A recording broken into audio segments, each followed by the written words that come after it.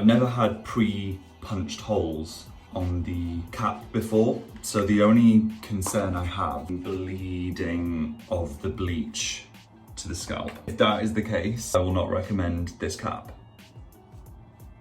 And I've taken one for the team. How do we control these highlights once they are lightened? The instant reaction that most people want to do, you take the cap off and then you rinse and you shower and you think, it's not the perfect tone, or it's still a bit brassy, the highlights. Right, I'll tone my hair. Instead of wasting all that product going all over your hair, or not even wasting, you may not even want to change the original hair color you've got. You may want to avoid putting any product on that or any product on the scalp. So this defeats the object completely. So my number one tip is rinse the bleach and shampoo it whilst wearing the cap.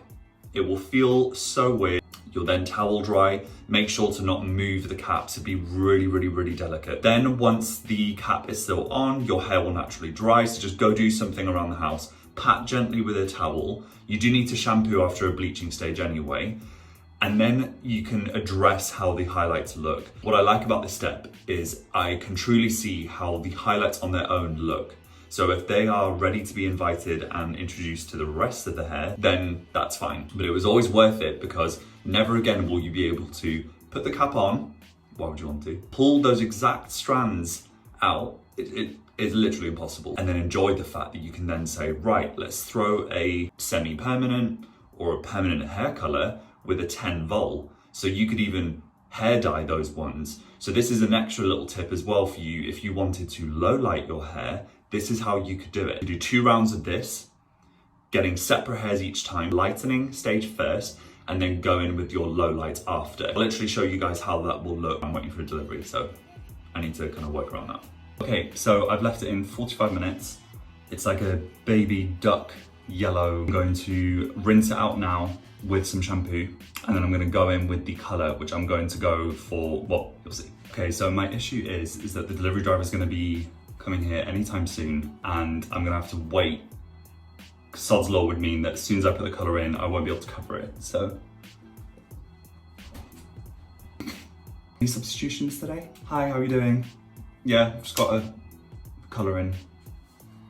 Sorry, just take my hat off. It is a 1081, which is a light pearl ash blonde. 30 minutes, and then rinse out, take it fully off. Just rinse my hair. I won't need to shampoo this stage. Okay, I'm dripping everywhere, so excited. So let's have a look how this looks. So for example, if you can zoom in here, it's like the gap of like a little finger from the root. But again, that is okay because we really don't want it touching the root. I use this Ice Silver by Live. It's taken really well. So this step actually massively changed how the previous color looked. So I need to be honest because I don't want anyone getting that exact one that I'll link down below and then think, oh, this is the result. But it's kind of very cooler toned. That will rinse out and become warm again, but let's style it and see. Because it's just been colored, I do want to avoid using any hot tools. So I was kindly given by a lovely friend and colleague, Lottie, and Black and White Agency, who work with JVN, and I'm a big fan. So actually trying this will be really cool. So this is literally the perfect opportunity to showcase it being used. Work a desired amount through any kind of hair and add buildable, touchable hold that lets your natural texture shine. So I'm really not going to use a lot because I haven't got that much hair. So this amount. Oh wow, that smells incredible. It's a mixture of really floral, kind of like oriental powdery, but then sun cream smell to a T. And way thinner texture to other air dry creams that I've used, like the OGX, which isn't really marketed for finer hair. So I think this already is probably better for thinner hair types. So that's really appreciated. So I've just worked that through, kind of style it to how I want it to dry and lay. And I will come back and show you when it's all dry and the color as the final result.